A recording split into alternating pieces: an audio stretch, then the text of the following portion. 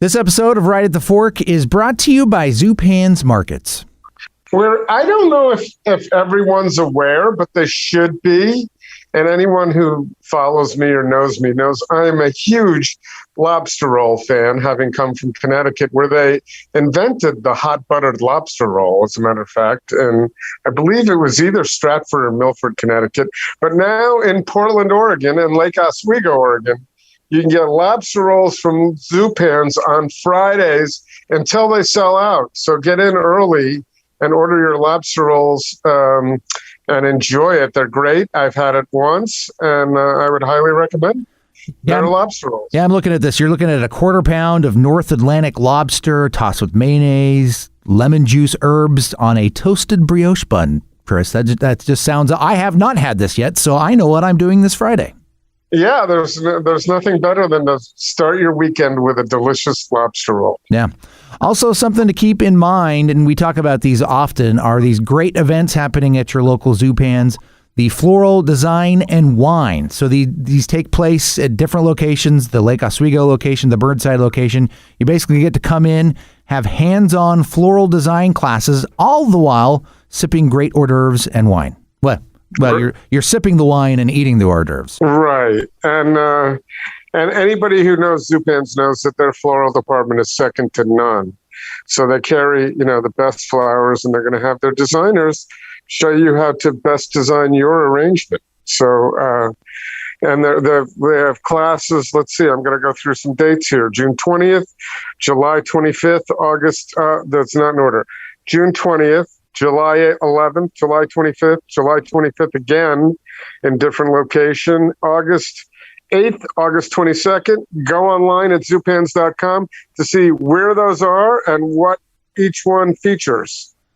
Very nice. And while you're on the website, we should point this out, Chris, you can still go online, order your groceries online for curbside pickup. I think that's one of the things that not every business in the world was doing before the pandemic, but I think something that's going to exist afterwards, and definitely at your local Zupan. So if you're short on time and you just want to pull up, they'll bring it out to the car, make it super easy at your local Zupans. Highly convenient. Very much so. 3 locations to serve you. We've talked about nearly all of them: Burnside, Lake Oswego, and McAdam. And of course, all the information you could ever hope for about your local Zupans is found where? Of course, at zupans.com.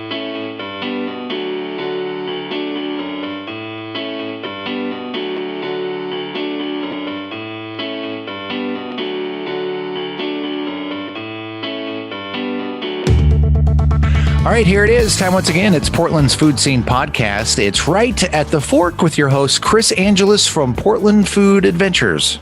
Well, thank you very much. Well, actually, you're Court Johnson, so that people don't get confused when you say that people think you're Chris from Portland Food Adventures, because you're Court Johnson from radio fame, and I'm Chris Angelus. And so it's good to have you here with us and everybody else. Just want to get that straight. Yeah, no, you're you, I'm me, and in fact, when we talk about Portland Food Adventures, you're having your own New York City food adventure right now, right? Right now, I'm doing some exploring and planning in Brooklyn with my friend Peter from Andina. So we're going to do a little exploration of some Peruvian Nikkei food tonight, and talking about some things we'd like to do in Portland and perhaps here and perhaps on other continents. That would be kind of fun. So right now we're just exploring it, but it's cool to be here on a beautiful, beautiful June morning in Brooklyn, New York. I just heard some sirens going, so that's something we haven't heard on the podcast before, because we wouldn't hear it when we're recording in Manzanita anyway. So you're hearing the sirens. I'm not hearing the sirens, but you were talking earlier. I mean, you are now in a city. You were hearing some drilling. One of the things I love most about when I go to New York City, without fail, every time I'm taking a walk down the street, there's some jackhammering going on every single time. Well, there's something like a jackhammer in the apartment next door. I'm in a beautiful, beautiful Airbnb. Couldn't be nicer, but next door there's some work going on. But it is, it's okay. And I was hoping that you'd hear the sirens, because I don't know if you ever, I think I told you, I suggested you watched this years ago, but I used to watch all the old Dick Cavett shows that were recorded in the late 60s and early 70s. And on all his shows, you could hear sirens outside New York City. It was awesome. They didn't give a lot of thought to sound deadening in those days. So anyway, one of my favorite things when I enjoy watching those a lot because of the guests, but I also love just how different things were in the 60s and 70s when things were being recorded in New York. So at any rate, that has nothing to do with what we're doing now, but it does have, yes, we talk about the 60s and 70s in this episode with my friend Jeff Ridabock, we grew up, you're going to hear it in this podcast. We grew up in the same town, Darien, Connecticut, and both found our way out to Portland. He was here, he got here in 79. So that would be 26 years before I arrived. So, but Jeff Ridabock now owns Homegrown Smoker. And we had him, he was on, I think, one of the first 5 episodes we had of the podcast back in 2014. But Homegrown Smoker is vegan barbecue. And when we had him on the podcast in 2014, vegan was just really starting to come on people's radars. And now, I don't need to explain anything about vegan food, but I do need to say that it's way more accepted and sought after than it was back then. So, and Jeff has a lot to do with that. His claim to fame is making vegan food that tastes as much like meat, as much like the stuff you and I love to eat, pastrami sandwiches, ribs, everything tastes like that. And he's really awesome. He's like a mad scientist. So he's really awesome at making some delicious food that people love. His restaurant does really well over in St. John's neighborhood. And in this episode, people are going to we're going to hear quite a bit about vegan food and how that's evolved and what he's doing now. And he got excited this week about developing something new. We'll talk about that. But there's a big portion of the podcast that we're just really, quote unquote, shooting the shit about what it was like to grow up in Darien and how things were very different back then in terms of how we grew up. There was no helicopter parenting whatsoever. There were no cell phones. And as we talk about it, we grew up in a town that makes Lake Oswego look like amateur hour when it comes to privileges. So, but it was different. The trappings of people who were doing very well back then were very different than they are now. So, like there weren't gated properties. And there weren't all the cars that you have now. The most someone had was a Cadillac and maybe a BMW 2002. Right. But in Darien, your status was identified by which country club you belonged to. And Jeff and I didn't go into that, but there are actually 4 different clubs. 3 were golf country clubs and another was a beach club. And depending on where you belonged, you were either old money, new money, or trying to be new money. So anyway, but that has nothing to do with anything other than just an intro to our conversation where, Corey, you may be interested to listen to Jeff's interest in music and how much recording he did at shows and how many recordings he has in his possession. Some really cool stuff. And, Jeff's always been a really big music fan and he's cool. And the shot I sent you as the thumbnail for the podcast, this was his second Zoom conversation since the pandemic started, the second, and his backdrop he had set up as the Grateful Dead logo. So that was actually going to be my question. When you talk about people going to concerts and recording them, you automatically assume they're a Deadhead because that really was the band that encouraged their fans to come in with their own equipment and record the shows. Right. And he did quite a bit of that.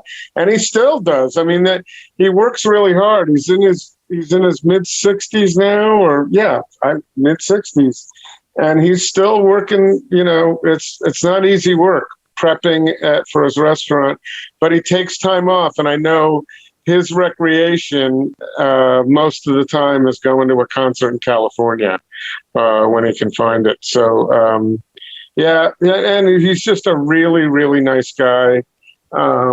Like Jeff a lot. And, anybody who is interested in interesting food, because what he does is not typical vegan fare, should make their way over a homegrown smoker and try it. And if you're lucky enough, get into the same type of conversation that we did. Was it yesterday? Sunday? No, it was Monday. It was the day after Father's Day. So, and Jeff's a father too, father of two, and he's had his kids working for him along the way too. So he started out with a food cart, and now he's got a really nice brick and mortar restaurant over in the St. John's neighborhood. One of my favorite people. I've been trying to get him on the podcast for a while. He's been busy, and on Father's Day 2021, he agreed to talk to me the next day. So I'm really happy about that, and I hope when everybody's done listening to this podcast, they're happy about it too. Nice. Right at the Fork is brought to you by Zupan's Markets. Unsurpassed quality from the best meats and wines to local baked goods, fresh flowers, and an extensive craft beer selection. Step into Zupan's and be inspired for your next meal. Food-loving customers as well as local chefs know that Zupan's is the place to find the very best Northwest Bounty in Portland, West Burnside, Southwest Macadam, and Lake Oswego. Local and family-owned for over 40 years. Zupan's Markets. Portland Food Adventures. Ready to break out and travel to some of the world's most delicious destinations? Portland Food Adventures has space available on 2 trips in 2022 to Basque Country in Spain with Chef Javier Canteras of Urdaneta. Also, if you've never experienced Italy with Austria Ensign, join Chris for the most delicious 9 days in Western Sicily imaginable. Info at portlandfoodadventures.com. And by Finex Cast Iron Cookware Company. Finex is built for those that believe details make the difference. Whether crafting cookware or cooking a meal, attention to detail can elevate the everyday into something extraordinary. Finex pays attention to detail to bring you inspiration and tools for a lifetime of meals and memories. Make the everyday extraordinary. Find out more at finexusa.com.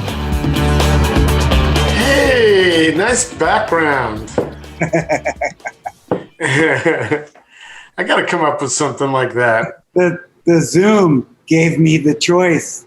The only other time I've used Zoom. And let me put this on silent. This is only your second Zoom? This is my second Zoom, yeah. The first one was with my bookkeeper about a year ago. Wow, good for you that you've been able to avoid this. I'm sorry to fuck that up. I'm not like you. I'm not a doer and a go-getter. I'm just a restaurateur who hides in the basement. Yeah, but I was thinking today, man, you're not just a restaurateur, but there aren't many guys your age that are still, telling me I can't do it. It's a busy day on Monday. A lot of people tell me that, but not a lot that are. A lot of restaurateurs are telling you that? No, they are, but not guys in their 60s like you. I mean, well, that's because they're probably smart and retired. Yeah, well, I wasn't going to give you a reason for it, but I was just telling you I don't see it very much. So at least 3 more years, bud. 3 more years? At least 3 more years. Oh, at least. So your job, how is your job? Well, we're still here. Yeah, that's not answering that question. A lot of folks can't say that. Yeah, that's true. It's a real tragedy. But yeah, we're still here. We're open 4 days a week. Very small staff. Everybody's working 40 hours. And that's it until they say otherwise. And basically, we're just going by what the staff wants. So you asked me before how the podcast was doing through the pandemic. And so coming out of this now with a small staff, How are you doing in terms of sustainability and profitability at the restaurant?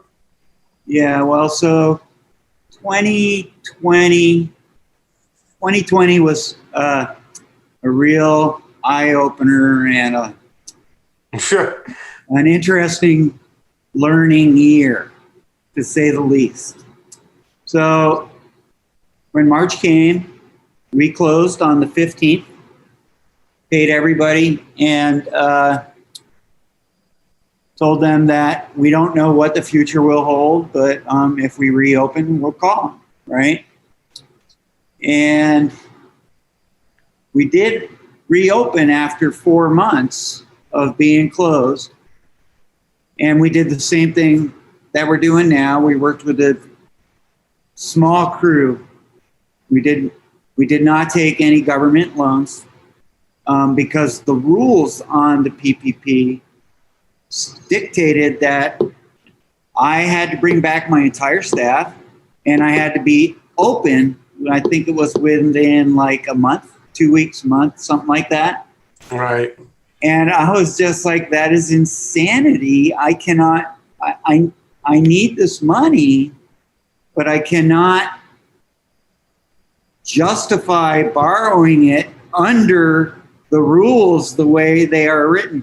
And I called the lender, and mine was through Square, and I found out the bank that was holding the note, and I called that bank and spoke to a banker in the PPP department, and they said the rules have changed like 4 times in the last week, and they change every day, so I can't advise you in any way what the rules are now, because they're probably going to be different tomorrow.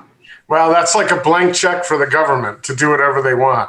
Ooh, yeah. So I was just a little too paranoid of our government in 2020 for some reason. I don't really know what it was. Yeah, no, I can't see how you would think that. Come on. And so one morning I had, a whole bunch of money in my business checking account that I had no idea it was coming, to tell you the truth, because I did apply for the PPP, but I thought I was applying just to find out if I qualified. And then somebody would contact me and say, what do you want to borrow? Well, no, I was wrong. That form I filled out was the loan form, and they just stuck the money in with no kind of call or anything. And that's when I was going over the rules, and I just was like, couldn't get the answers. So I sent it all back on the 3rd day. Oh, nice. That was a big mistake, because about 2 weeks after that, they changed all the rules. Oh, man. See, I applied just because I was the opposite of you. They could just forgive it all. So I actually did the emergency disaster loan. They haven't forgiven that. So I should have done the PPP, but I don't have staff and all the things that were going to be necessary. Yeah, and it might have been harder for you too, seeing as you're self-employed. Yeah. But they just stuck it in the account. Just boom, there it was. I was really lucky. My bookkeeper suggested to me, 3 or 4 years ago, to go S Corp and put myself on payroll. Well, because of that, I had benefits for myself the whole time I was out, which was very nice. Yeah. My accountant, on the other hand, at the end of the year called me and goes, didn't you take PPP? I thought you did. And I said, I sent it back. And they goes, what a shame. It would have all been forgiven. Don't say no this year. Right.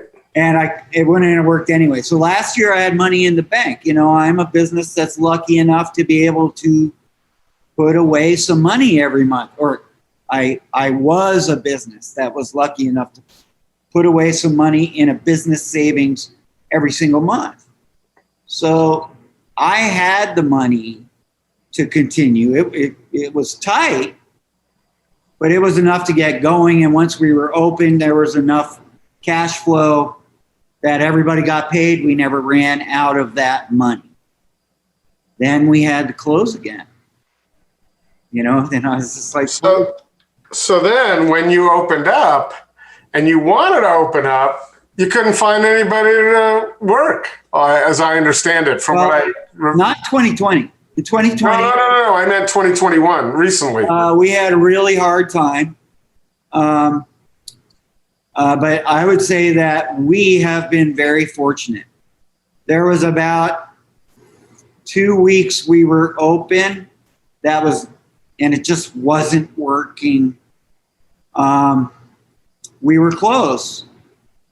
But so we found another person, and we really lucked out because I waited 3 days to respond to them for some reason. And most people would have found a job by then because everybody was offering the moon and back, right? Right. And we found this young kid who was ready to go back to work. And he had always wanted to work here. And he's like one of those really good line cooks. That is a real rarity. We found another woman line cook who had a pizza background. We really liked them and we hired them. We were just like, they're not really a line cook. We'll see what happens. And they're great. So I've been very lucky that right now I'm fully staffed. And by fully staffed, I have 4 team members, my former manager working as a team member and helping me run. He runs the upstairs. And I just do all the prep work because, there's just not enough money to hire a prep cook too right now. Right. But, we'll see how the sales goes. We're starting to grow. After the first 2 months, we're kind of, poor. Thank God. Well, actually, the first 2 weeks, we were slammed, like super slammed. And then it calmed down a little. Then we found the new folks, and now it's picking up again. People are getting the word. A lot of people thought we were closed. Well, not only that, but there's probably a lot of people who want their vegan food without having to ask, do you have any vegan items on the menu? I mean, when you go to Homegrown Smoker, you know it. So, yeah. I will tell you in 2020, we have seen a boom of new vegan food carts and restaurants in Portland. Just a ton of them. Yeah. And what do you think that's attributable to? I mean, it's sort of an obvious question, but a nosedive in 2020. And one of the easiest ways to get up some cash flow going real quick is put together a food cart and a concept and start slinging some food. And that's what's happening. Right, but they can sling any food. Why? I'm not saying that those particular people were driven by that, but you will have noticed how many food carts opened, not just vegan food carts, but food carts in general in 2020. And food carts were kind of hurting a little bit. Right. That, right? A lot of people were getting out of food carts. Pods were closing. Well, now there's new pods. There's new carts again because it's when the economy is down, it's an easy business to scrape up some money and get a cart going. Well, not only that, the market was right for it. I mean, everybody was doing takeout. It was the perfect storm for food carts. Perfect storm. Everything is takeout. Everybody wanted takeout, So it worked out really well, I think. And it seems to still be working. And some of those carts that opened just last year are already in brick and mortar. Right. Yeah. Well, there's a little bit of space out there. No, that's right. But that is mind blowing. And I'm just wondering if landlords have actually dropped square footage rates on leases down. Oh, they must have. It's hard to believe just because they're landlords. Yeah. Well, the big bad landlord. So, it's interesting. I was just saying that when we started this podcast, people didn't know 2014 what a podcast was. When you started Homegrown Smoker, you were an outlier, man. So there were not a lot of people who were, there weren't as many people as there are now who were familiar with vegan food. And then there certainly weren't as many people who were accepting it and liking it now, as there are now. No, it's the highest, fastest growing segment of food service right now is plant-based vegan foods. Absolutely. And do you think that's because that you all have gotten better at making it and making it more flavorful? Because that was your thing. Yeah. You went into your business and said, I'm going to make this stuff taste as close to non-vegan as I possibly can. Yeah, that was totally my goal. It was totally selfishly motivated because even though I wanted to stop eating meat, and I did. I had sold meat for a living for 10 years, and I had been a chef for 25 years before that. And I was tired of it, and my kids were both vegan. You know the story. And I just got converted by their demonish ways, their Satanist ways, because I am a Satanist now, making everything from Satan, which is wheat gluten. As a matter of fact, I just developed a really bomb-ass pastrami with a fat cap on it. I've added marbling to my beef roast. And I don't know if you saw the photos, but I did. It's pretty cool. And you were comparing it to like Katz's Deli. I mean, you didn't specifically say it, but you said this is right out of New York. So, well, today I had that pastrami sandwich of grilled onions, pastrami, yellow mustard, and white cheese with a pickle on the side and a side of coleslaw. Should have been potato salad, but I didn't have any. Right, but what do you call the pastrami? Because it's not pastrami. I call it pastrami. Oh, so PSST Rami. All right. Well, I'm looking forward to trying it because I have to tell you, when I've been, and I haven't been in a long while to your place, it's been too long. I can say that to most everybody now because of the pandemic. But yeah. But I've really enjoyed your food, and I do not say that about vegan. Over the time, some chefs have served some dishes that I really liked. Pardon me? Pardon me? I'm sorry. So, but it's not very often. Like I was at Costco last week, and they had some banana chocolate thing that was plant-based. I bought enough to fill up too much of my refrigerator. And I took one taste of it and I said, there's no way I'm going through 24 of these little containers. So unfortunately, I don't have anybody to give it to right now, but it is a lot of hit and miss. Yeah. So especially on the dairy replacements. Yeah. A lot of hit and miss. So far my favorite dairy replacement manufacturer is Miyoko's. And if you haven't tried her stuff, well, that's the one to try because if you don't like it, you're not going to like anything. Right. Well, her butter is amazing to me, and I haven't eaten butter in 12 plus years now. But it tastes like butter. And your hair looks so silky and smooth. How could that be? COVID cut. Thank you for noticing. Yeah, it looks good. Really wants me to cut it. And I'm not cutting it until I'm absolutely convinced that we are past this whole thing. All right. So I am far from that position. Hey, Chris, let's pause a moment and welcome on board to the Right at the Fork family, a great new sponsor, Finex Cast Iron Cookware Company. Yes, we're delighted. And the reason we're delighted is because, having been in advertising for years, I just love the fact that we have a podcast and we have advertisers that we truly believe in.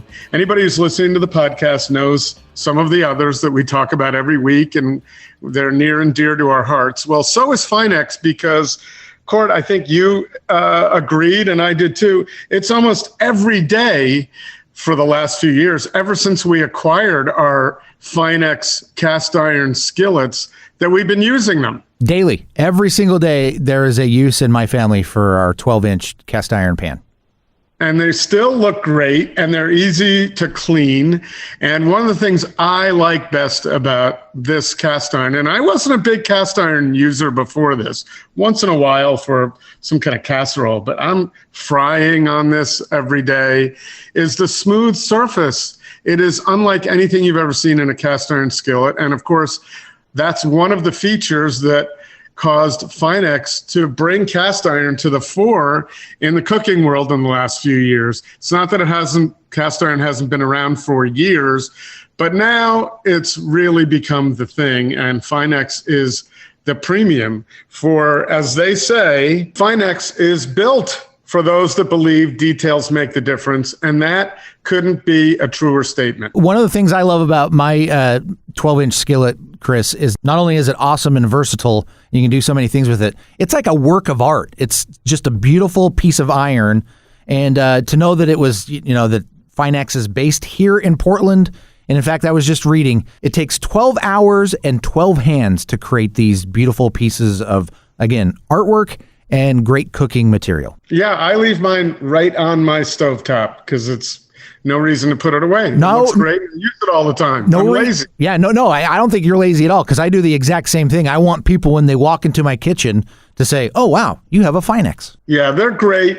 And there's a reason over this past year when I've been watching a lot of chefs like Gabriel Rucker and others doing their home cooking demonstrations on Instagram, you're always going to see them cooking in Finex. Yep.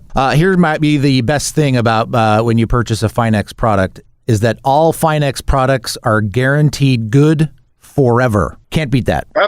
Yeah, no, you can't beat that. And that's a pretty confident statement and business proposition for them to make. Mm-hmm. So find all their products at finexusa.com. You look like I might have remembered you back in Darien, Connecticut. That was the segue. I wanted to bring that up because the last time you were on the podcast, which was like episode number 5, I think, if I recall correctly, you were early on. And thank you both times for taking the time to come and join us. But we didn't really go into the story. And now that was 2014. Now everything's legal and my kids are older. So our little story on how we re-met in Portland, Oregon, I think is amusing.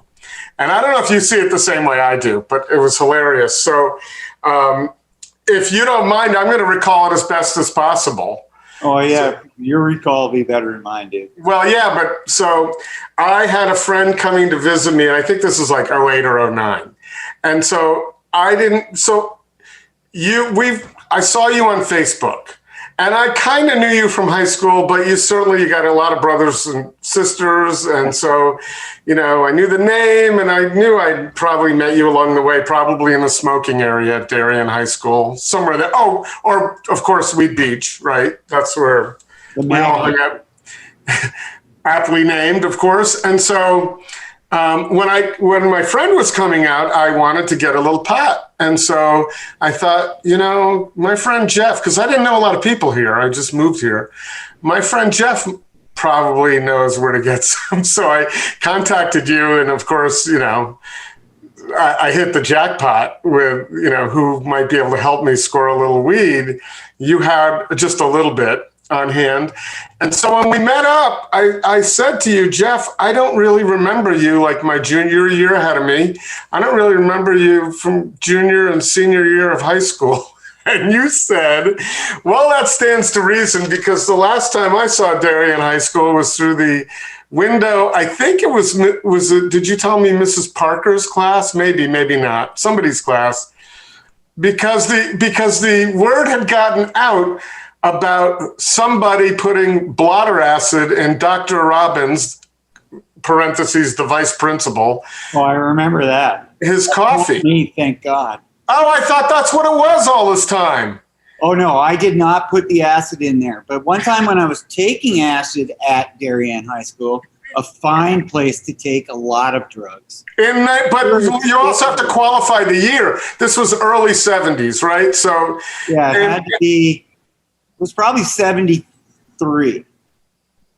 Might be 74. 74 when they asked me to, if I could just stay home instead of coming to campus anymore.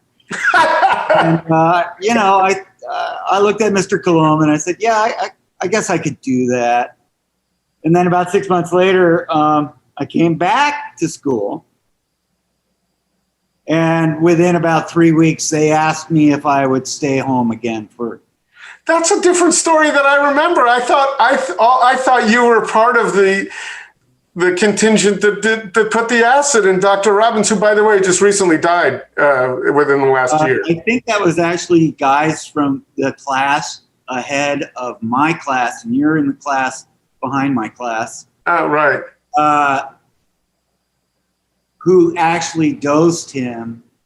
I once crawled out of a window. You remember I forget what wing it was, but it went out towards the soccer fields right. From the cafeteria. Yeah, that's the math wing. That was why I thought it was Mrs. Parker.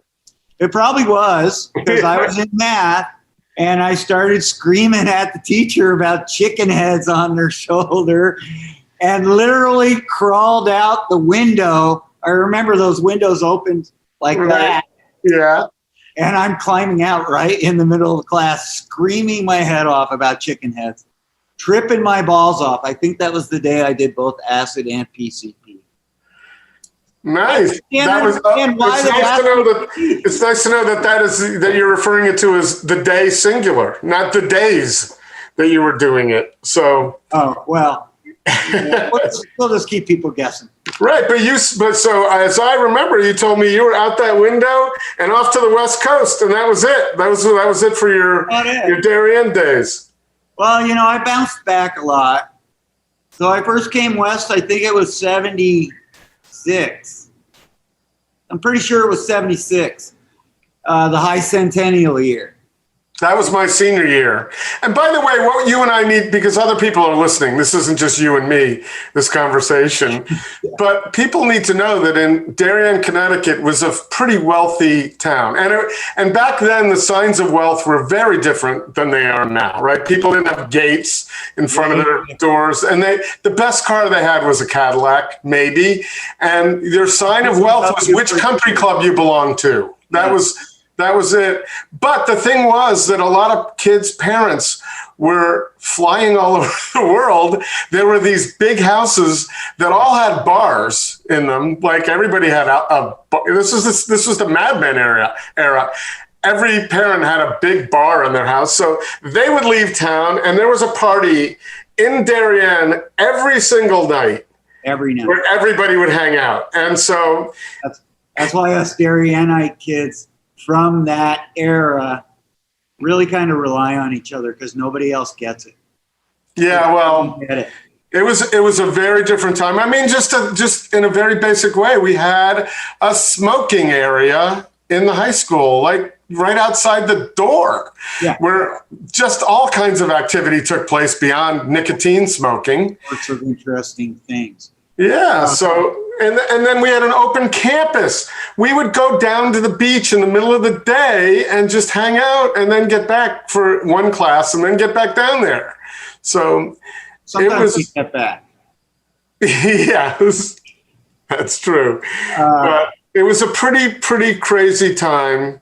And so I thought it was really interesting that when I wanted to find some pot when I got back here, it was you, who was my Portland friend, my new Portland friend. So it was kind of surprising.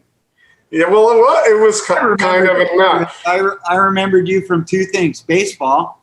I remember you loved baseball, and you were always on a baseball team. I don't know why I remember that because how can you remember that if you weren't? Totally remember you being in a baseball uniform as a kid, Angelus on the back. I remember it right now, and not because, we've become friends again. Right. I remembered it then.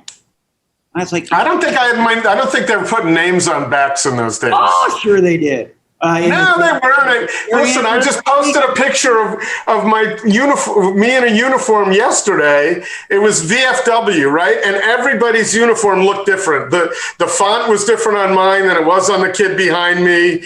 Everything was different. They didn't put names on the backs of jerseys, but it's okay if you thought that. You just identified me that way. So what was the second thing you remember? I forget now. Yeah, well, I think that's good. But I did remember baseball. I'm trying to remember what kind of car that you had. But I don't. Oh, God. Yeah. I do remember you from there, but you didn't go to the Dead show that everybody went to on the bus. No, I wasn't into the Dead. I went to one Dead show in Hartford, and then I thought with my buddies like Dave Hammond, I hope they're listening to this, so we're doing this podcast for them. Dave Hammond. And Carl Kinnunen, and I'd love to find Carl Kinnunen, those guys. He was a great guy. Yeah, I've been in touch with Dave Hammond, but at any rate, so I went to the Dead, and I really just couldn't deal with the jamming too much, but that's me, and, a lot of people loved it, so. I saw a lot of good music I did not see, so. So that's a good question. I wanted to talk a little bit about just you and who you are, so that when people go to Homegrown Smoker, they know who this guy is that started this. But so some of your most memorable, you're a big you love music and loved it from way back. What are some of your most memorable concerts from back in those days that you first went to? In New York City at the Schaefer Music Festival at the Rink in Central Park. Those were definitely my most memorable concert. Who played? Who played? Everybody played. Tickets were like $250, $350. I think the most expensive I ever paid there was $450, and that was probably like in '74 or '75. I saw so many bands there: Quicksilver, Mahavishnu Orchestra, King Crimson, Poco, Jesus. Marshall Tucker. Had to be Marshall Tucker. I saw Marshall Tucker with the Dead at the old Giant Stadium. I can't remember the name of it now. Meadowlands, maybe? Meadowlands. Yeah, Meadowlands. Yeah, and then you must have seen New Riders of the Purple Sage. They always played with the Dead. Oh, yeah, I saw them many times, and I still go to see their only surviving member, David Nelson, play, who just started touring in California again since the pandemic. A lot of the bands are coming out of hiding. I was kind of surprised to see David Nelson because he's a cancer survivor, but he came out, and I'll probably be heading to a show soon. I'm still a little. I've watched a couple shows online, and, I'm a little iffy about being in a crowd of, quite a few thousand people and nobody wearing masks. I'm just iffy in being in crowds these days. I have so much space around me out here. Yeah. I just don't like crowds because of, mass shootings and shit like that. Anything can happen in a crowd. Yeah. Luckily, you live in a place where that will hopefully never happen. Yeah, well, that's what I like to think. So when you go to shows now, are you still holding up big lighters at the end? I'm just curious as to whether you have to keep doing the same thing. Sometimes I hold up my phone if I'm recording. Okay. And now it's legal to no, it may not be. When I first started going to concerts, I used to record them with a Sony tape deck. I had a wooden broomstick handle and a piece of wood on top of it with two square Sony microphones from Realistic Radio Shack. And I'd go to concerts and stand there and record them like this. And you were one of many. A lot of people who went to Dead shows, that's what they did.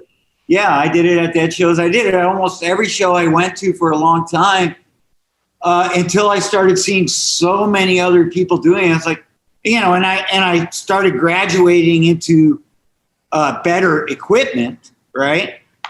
But I started seeing these guys who were just so into it. I was just like, fuck, I get to enjoy the show at last. and I stopped doing it. And how many times have you actually pulled those? Have you transferred them? Are you still listening to those recordings from those days? Was it something you kept on, that you held on to?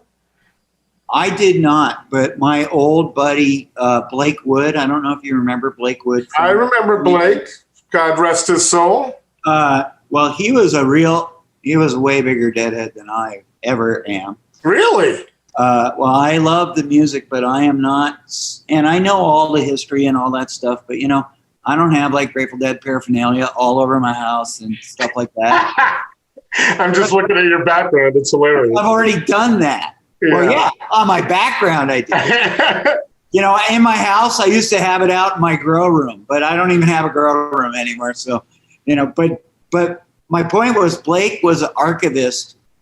Back when we were kids, he always got all the tapes and traded them, besides the ones I would record, but with all the other people recording. This is how it grew, right? Well, with the advent of computers, Blake started burning discs like a madman. And when he passed away, I inherited his collection of live music shows, not just Grateful Dead, but so many bands, probably 3,000 discs or more. Oh my God. Each, yeah. And it's incredible. I've got Hendrix shows. I've got Miles. I've got Return to Forever. Just all these cool bands, mostly bands that we were familiar with in the 70s, especially as kids growing up in Darien, Connecticut, where that jazz fusion was really happening back then, and we were all really into that. And then in the later 70s, other bands like Aerosmith and, they just started coming around. Well, I have so much music. I tried to give it to Kebu because Kebu because I was doing house cleaning during the pandemic, as so many of us have done, right? Time to get rid of crap, maybe do an unexpected remodel. So my goal was to get rid of that stuff because it's just taking up too much space, and I was ruining it because I'm not an archivist, and I would lose CDs or not know where to put them and stuff like that, right? So I called Kebu. They wouldn't take them because they already have just as extensive of a collection, right? And so they're just sitting in storage collecting dust right now. It's kind of a pity. I'm gonna go down there and grab some shows. A lot of live Zappa. Oh, live music is always. Those are the ones I saw. I bet you there were shows that I attended because I saw quite a bit of Zappa back then. Oh man, yeah, I know you did. I remember you did. So yeah. That's another thing I remembered about you, because Deadheads and Zappa freaks always argued music with each other all the time. I don't know if you remember the Bennetts, but they were very big Zappa fans. Yeah. And I was very good friends with Taylor. I still am. But that was our thing. We both loved music, but we also loved to argue about the bands that we really liked. I picked up on Zappa, I guess it's all relative, but fairly late in the game. So when Apostrophe and Overnight Sensation was way late. Yeah, that's way. I know it's late, but there's also a shitload of stuff after that too. Zoodalures and Guy is a virtuoso, right? Is that the right word? Yeah. But I saw him at University of Arizona when I was in college. And, I love the guy. I worshipped him. But he's played an entire show and never looked at the audience once. And I was pissed. I was like, dude, you didn't even look at us. I don't think I said dude in those days. But he didn't even look up. And that's just because he's an eccentric. Jerry Garcia didn't look at people because he was so strung out, pissed off. He didn't want to look at them. Yeah. Do you have any Janis Joplin? I'm a huge Joplin head. My story of Janis was the first 4 albums. So I have 3 older brothers, and we all lived in the same bedroom when we were kids above the garage. We all had our corner. So I was exposed to all this music way before any of my friends were, right?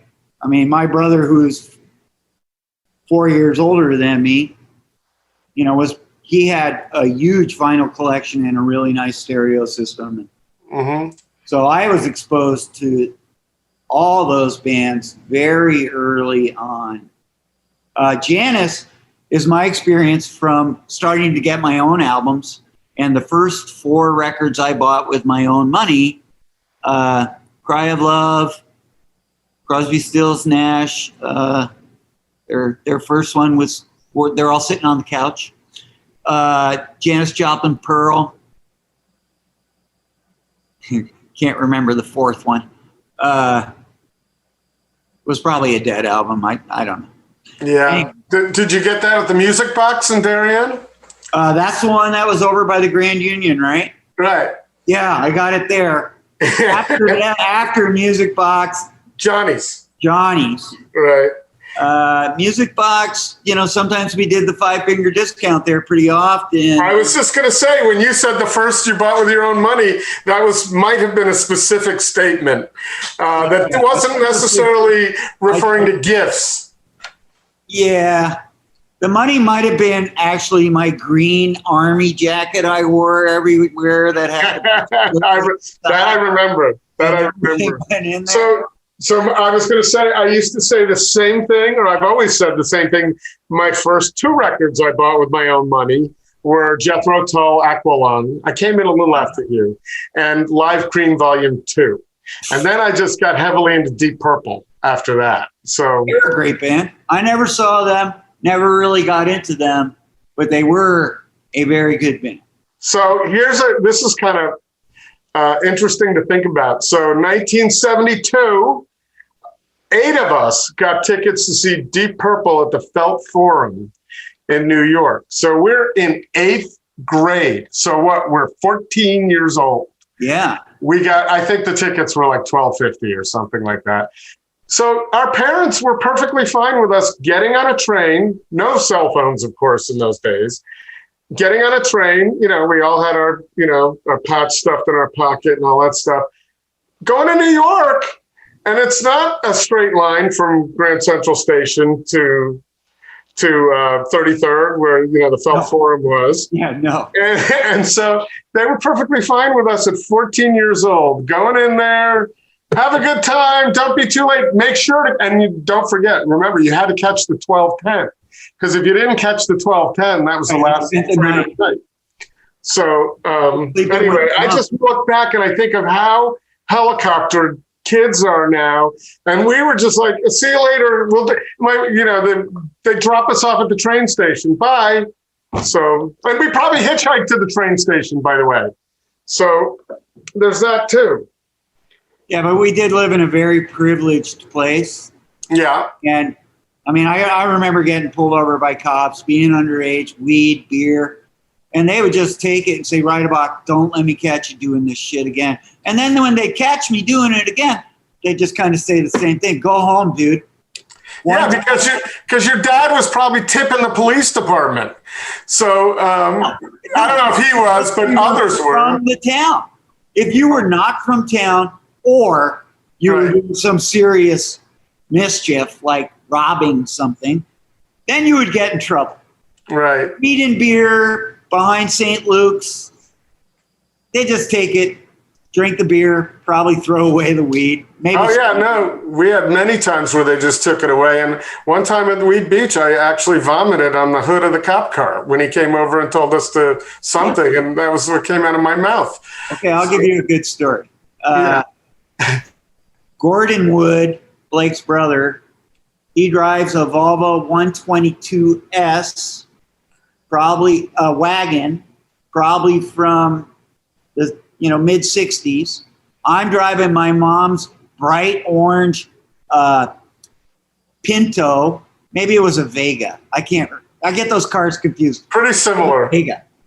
And we're of course at a huge party just past the turnoff for Weed Beach, down close to the border where Stanford is, at someone's house down there. Yeah. big bonfire, like 15 kegs, band. I don't even remember. That was the first party of the night, by the way. So at around 2:30, we're leaving, and you got to take the Boston Post Road as the main drag through town. So we're going through town. There's no cars. So we decide to drag race on the Boston Post Road. Right by the Darien Playhouse. Him in the correct lane and me in the wrong lane. Oh, God. About 80 miles an hour down the Post Road. He turns off to go down towards 5 Mile River Road. I go to Mansfield and I turn off to go to Oak Crest. When I pull into the driveway, cop is right behind me. I am drunk and who knows what other substances are flowing through my system. I think I'm 18 and I'd come back east from my first trip west. I get out of the car. I look up the cop and I'm like, "It's okay, officer. This is my house and I promise I'll never do it again." And I just walk in the house. Yeah. And Gordon, cop, pulled him over just in front of his house and he got a whole bunch of trouble with his dad. And, cop threatened him, taking him to jail, and never went to jail. Never got a ticket. Nothing happened to me. And this is just why I say we grew up in the land of wealth and privilege, and we were lucky to do so as kids. You couldn't give me enough money to ever go live there again. Yeah, that's one reason we're both out here. We're as far away as we can get. Well, I went years ago when I was visiting. I had to go get Post Corner Pizza. That was always my thing. Go home, get Post Corner Pizza, grab some beer, go sit in my mom's den, and sit down like I never left, right? So my mom doesn't live there anymore, but I'm out east to visit the family. I go to Darien. I go to Post Corner Pizza. I get a round pizza that's cut in triangles, and I'm eating it, and I'm going, where's my square deep dish Sicilian-style pizza? But you had to get a large. The small ones are just they're just cut in. It just was not good. Yeah. I was so disappointed. And you know why? Because I went, when you were drunk all the time. I don't have a reason to come back to this damn town ever again. Yeah. It was all because I had a bad experience at Post Corner. I can understand that. And that's the first place I go to when I go back. And then I got to go up to my spots in New Haven. But Post Corner Pizza, that's it, man. And then, they closed Swanky Frank's because you had to do that too. The deep fried hot dogs. And the diner, Driftwood Diner? Driftwood Diner with the condoms, which they called rubbers in those days in the back. I remember we were little kids, we'd just be like, yeah. We found out they made great water balloons. But think about this, as long as we're on this discussion, and we're talking about food, so the drinking age was 18 then, right? So everybody was, you could drink at 18, which meant that by 15, we were trying to get into bars and succeeding. So I was hanging out in Duffy's Tavern when I was 15 years old. Backgammon down at Victoria Station. Right. Smoking weed up in the caboose. In the upper part, right? Yeah, it was a different time. So I don't know, and you remember Peter Massini, of course, right? So I just talked to him the other day. Oh, good. So he's got the best job. Everybody, we should just, as long as everybody's indulging us in letting us talk about these folks.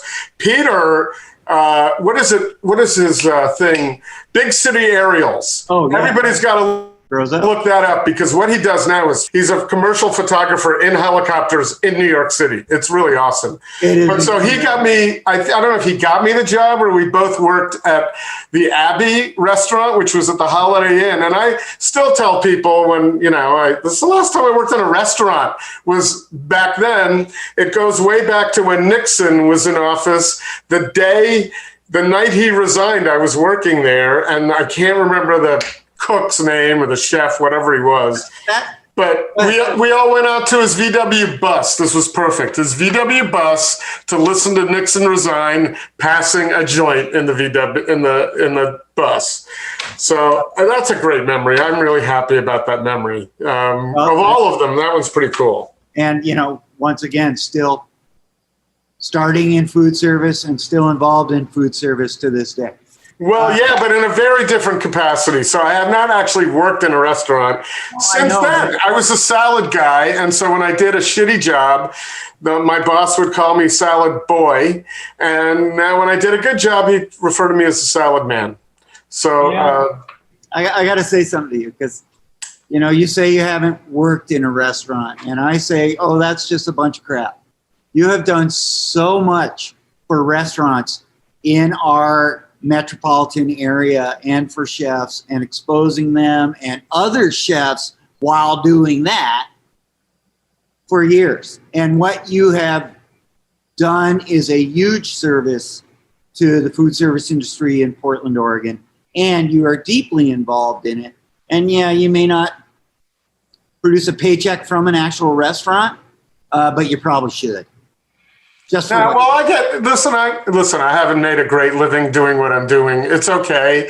I'm getting older, but I'm having a lot of fun doing it. I'm going to Brooklyn to tomorrow night with the folks from Andina to check out a Nikkei restaurant, a Peruvian Japanese fusion restaurant with them. So, yeah, no, I have fun along the way.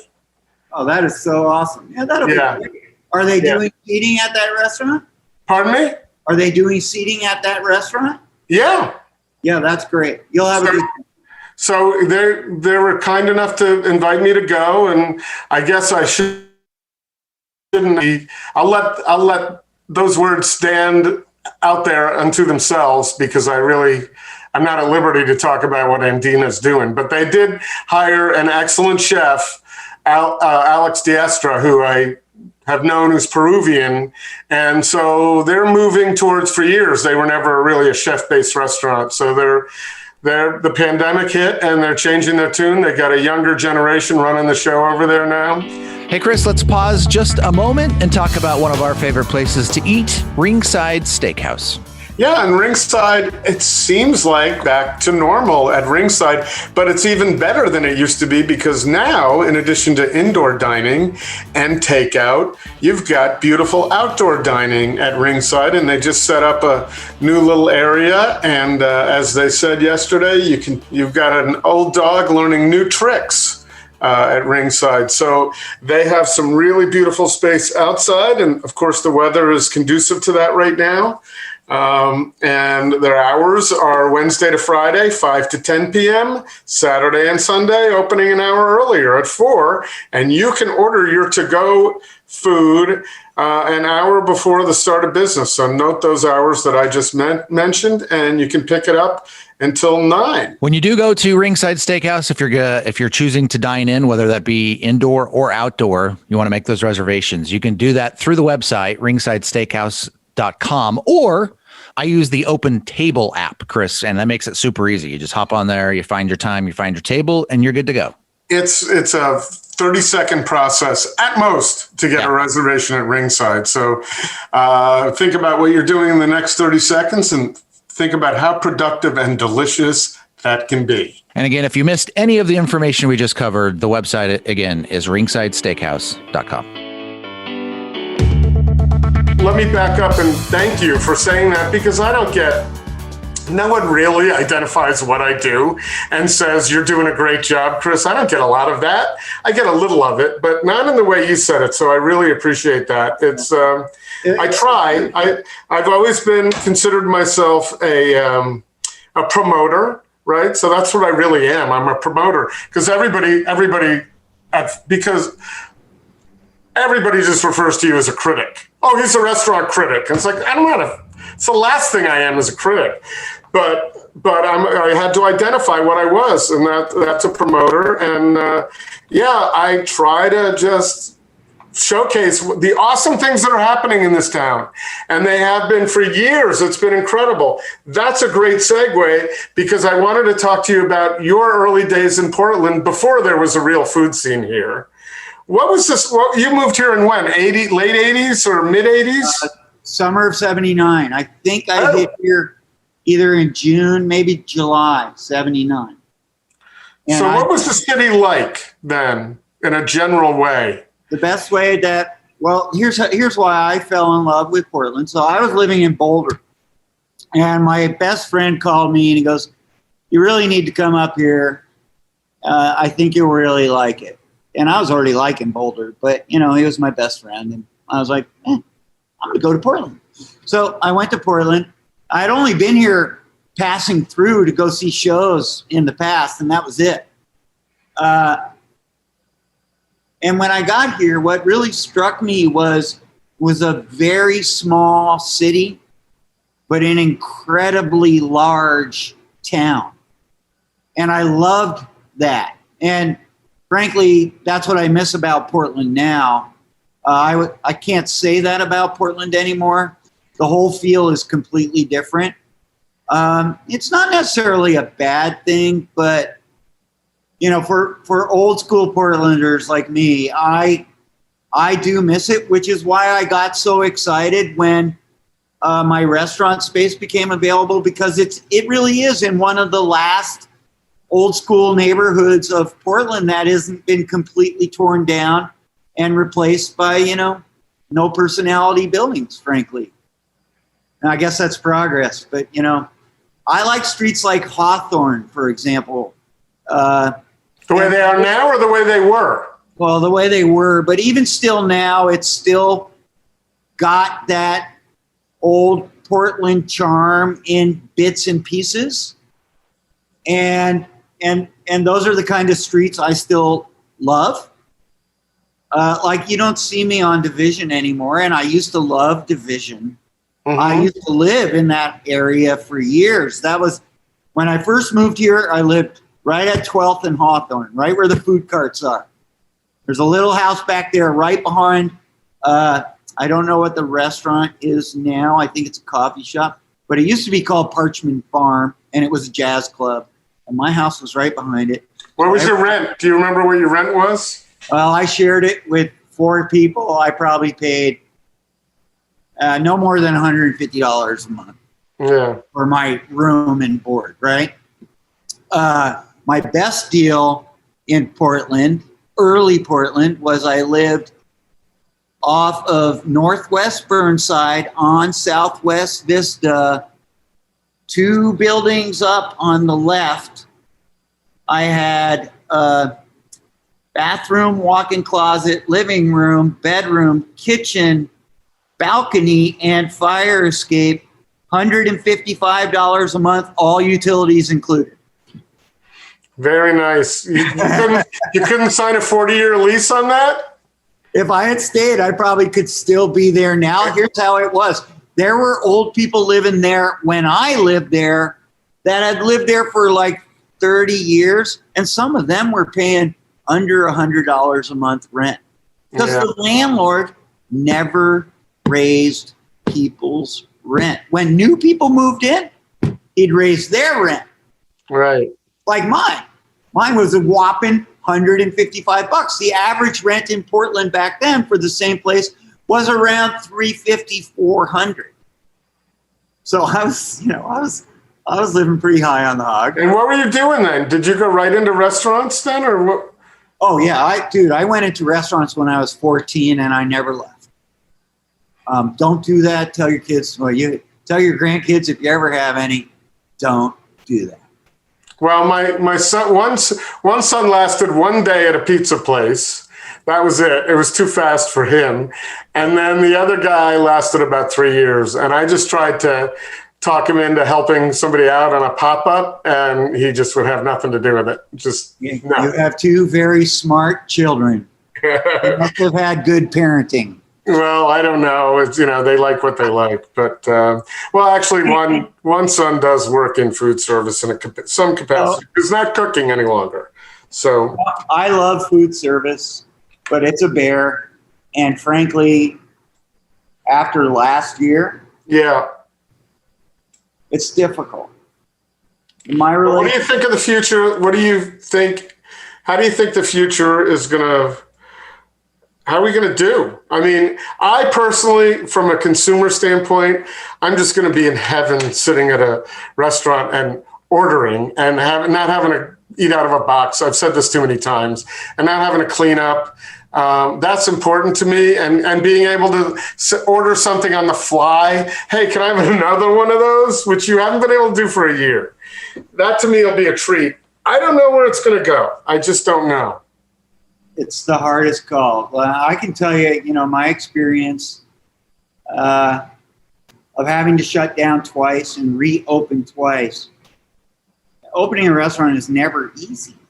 It doesn't matter how many freaking times you've done it. It is a ton of work. And, I really liked it when I was a young chef. I'd get hired by these corporations and I'd go open their new concept and really dig it. And within a year, I'd be like, God, I'm so sick of this place. Where's the next place to go hang my hat, right? I mean, I wasn't always this job to this job. I mean, I worked at McCormick and Schmick's for almost 10 years. But after them, I was about 2 to 3 years at every place I would go because I would get a little bit bored and cooped up. Well, that's still 2 to 3 years is a long time in anywhere where you got to go every day and work your ass off. So what would you tell the 20-year-old Jeff? If you could tell 20-year-old Jeff who just moved to Portland, what would you... Go to college, God damn it, and learn something different. But I still have a real passion for cooking and creating, as you know. Yeah. And, that's the thing I've liked best about being a vegan chef is everything is new. It's kind of like being a kid again, culinary-wise. Because I can't just take a cow and chop it up and come up with, 20 different cuts of meat that I can present 100 different ways. I have to make the cow. Then I can make the dish, right? It's kind of hard. Yeah. It takes a little thinking. And I watch other people and I look at a lot of stuff. Yeah. But, I'm not a recipe follower, never have been. If it doesn't come out of my head, it's never going to get made.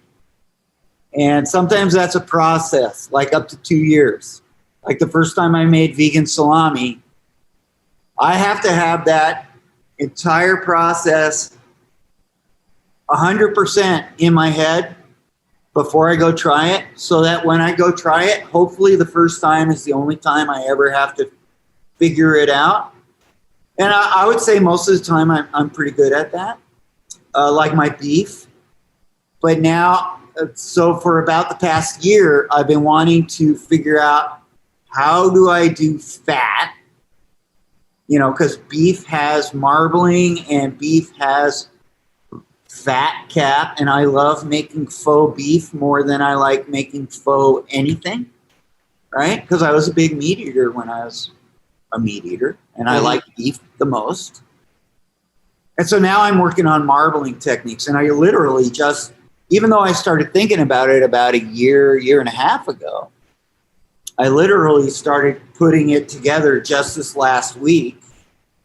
And so I was in a real rush making some beefs.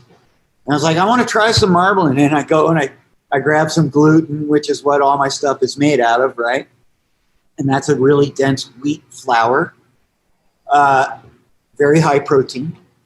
And I throw oil in there and some tofu in there, and I just mash it all with my hands together. And I put it on top of my beautiful red roast. And I go, wow, that just looks like, bad word. And so then I just take a step back, as I was advised to do many times by Bob Weir, and kind of reevaluated what I was doing. And I was like, oh, yeah, of course. I have to make an emulsification. I've got the right ingredients and the right idea, but, I've got to do it properly. So I just did that this week, and I've come up with this emulsified fat, quotation marks. Thank you, Dr. Evil. And man, it's working really well. I'm so excited because now my roast beef, which looked pretty darn much like rare roast beef anyway, now it looks like real roast beef. And it is even doing one other thing, which I've been just really trying to figure out how to do it. It's actually doing the same thing as marbling does. It's feeding fat into my roast, making it more tender and more palatable to the bite. And so I'm really excited and really happy about that. I would imagine that people know over the years how great your food is and how well you do it. Do you get a lot of people asking you to consult with them, or people worse want free advice from you? The wonderful term, I want to pick your brain, which makes me just cringe. But I get it all the time from all around the world. I get a ton of people who want to do, come on, brain, no work, franchise. And I'm just like, no. And it's funny because I did have big plans to expand and take this places to other cities, take this concept to other cities, a little scaled back, so that guys that aren't quite as psychotic as myself could actually pull it off and not have to work as many hours as I do. But then the pandemic hit, and that kind of just took that all away instantly. So why wouldn't that be your exit plan? Just get it to the point where you can franchise it, figure out how to do that, and then step away. I know you got pride in what you do, but you may as well cash in on your skills and your talent. Well, yeah. So that is not, franchise wouldn't exactly be what I would like to do. I would rather build up a few locations in different cities and then just get rid of the whole package and walk away. Yeah, well, to me, that's similar. Just get it to a certain point where you can sell it. Well, correct. But the problem with franchising is you're basically a landlord who tells people what they have to do, and you're taking money from them so you can tell them what to do. Yeah, no, okay. I think your plan is better, and it seems to mesh more with your mindset. It's just more about my politics than anything else. Right. Always getting in the way of me being financially successful. maybe not, but you're. It's okay. I'm still smiling. Yeah. So I guess we could dive into some other political stuff, but I think this has been great. Let's not fuck it up with politics. No, we had a wonderful 4 years, I think it was, of talking nothing but politics. And frankly, with me, it's been much longer than that. Yeah. And even though I am still very, very frustrated and I'm not all happy kumbaya like a lot of my friends are, I have decided I'm not 100% out of it, but you may have noticed that I'm not near as involved in it as Oh, yeah. You were so involved. And so was I. But I had to just shut Jeff down for a little while because I was just anybody. I was an anybody but Trump guy. And you obviously weren't. So isn't it wonderful that Facebook has a button where you can stop following someone, but you don't offend them because they're not going to know? Right. Well, it's really a 30-day button, and that's great for politics, right? So last year, you just hit that 4 times till you get to November, December, and it's okay. I got booted by Facebook 2 or 3 times for a month at a time. And I was just on the 3rd time, I was actually intentionally doing it because, I'm a social media junkie like almost everybody. And I was like, how do I take a break from this freaking thing? And Facebook actually gave me the solution. I have to do something naughty and get in trouble, but they take it away from me. And I'm like, fuck. Well, Jeff, that is absolutely full circle because it goes back to high school when they ask you to get the fuck out of school. Well, yeah. Same thing. So and you figure it out and you want it out. So I'm going to do something naughty and they're going to ask me to take off. So that is full circle. That's how we started this. So that's pretty cool. It is. I've been asking you for quite a few. I never push anybody to do this podcast. There's too many people out there, but quite a few times. And I know you've been really busy, and I know you're busy now. And I asked you this on Father's Day, by the way, if you'd be kind enough to join me. So I really appreciate it. Two things. We have to perhaps do this more often, but we have to get together. We're getting older, man. And so before the day comes where we can't do it. Yeah, I am a bit saddened that I didn't get to meet your buddy and, frankly, my buddy, Oakley, in person. But, that's on me. It's definitely not on you or him. And he's a great guy, and I just want to thank you right now again for sharing him with me. I appreciate it. Listen, he had a great life. And you know what? Life, dude. And thank you, Facebook, for and Instagram for allowing me. I got so many comments from people who never met him. And you get to continue it with Kodak now. Oh, man, Kodak is just I'm so looking forward to this new venture. I mean, I've already been watching Kodak, of course, but now it's his show. Yeah, no, he's a little melancholy in the house, but when I get him out, he's great. But he's got. I'll tell you, it was a 1-year plan to have Kodak and Oakley overlap. Well, so Oakley lasted 3 years instead of 1. And Oakley's heart is firmly embedded in Kodak and me too. But Oakley did such an incredible job teaching Kodak how to be a dog. And so the best people.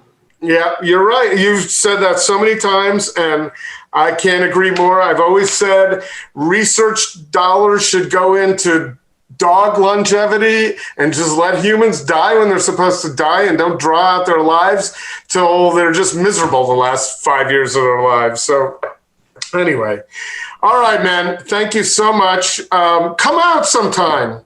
You used to live out here, so you know your way around. I sure do. So I miss my another beautiful rent story, $600 a month for a 2,200 square foot house overlooking Halem Bay in Wheeler. Oh God. I drive through there. Every time I drive through Wheeler, I look to my left and I just think that is one of the most beautiful scenes. And I've been a lot of beautiful places all over the world, but especially in Oregon. That is one of the most beautiful scenes you can have. The scene from right before you get into Wheeler and look left, and I'm sure if you're higher up, you see it all the time. And then the other one is when you're going over the bridge right before you get to Nehalem and you look right over the river and the mountain. That view is insane. So beautiful. That whole area is just beautiful. You live in paradise. I mean, you absolutely do. Probably one of the best places in Oregon. And it's probably why I'm still alive and haven't had a heart attack and just dropped dead. So that's going to happen someday, maybe. I mean, genetically, that's what I'm predisposed to do. But I told myself a long time ago when I moved to Portland, when I can get down to the coast, I went through some depression years ago. When I can get down to the coast, I'm going to get healthier. I'm just happier. And I'm 50 pounds lighter than I was the day I moved down here. And, life is pretty good. And I have a girlfriend who wants to come visit me now. I didn't have that when I moved down either. So anyway, but you need to come down and we have to stop talking about it and figure out how to do it. Bring your dogs so they can romp. So we'll find a day. Peace, brother. You too. Take care, my friend. Any podcast listeners because of this one? Pardon me? I hope you don't lose any listeners. Well, we're going to get some Darien people. I can tell you that. Oh, they'll have a good time. Yeah. All right, brother. Okay, man. Take care. All right. Right at the Fork is hosted and produced by Chris Angelus and Court Johnson. Connect with us on Twitter and Instagram at Food Podcast PDX or on Facebook at Right at the Fork or online at rightatthefork.com.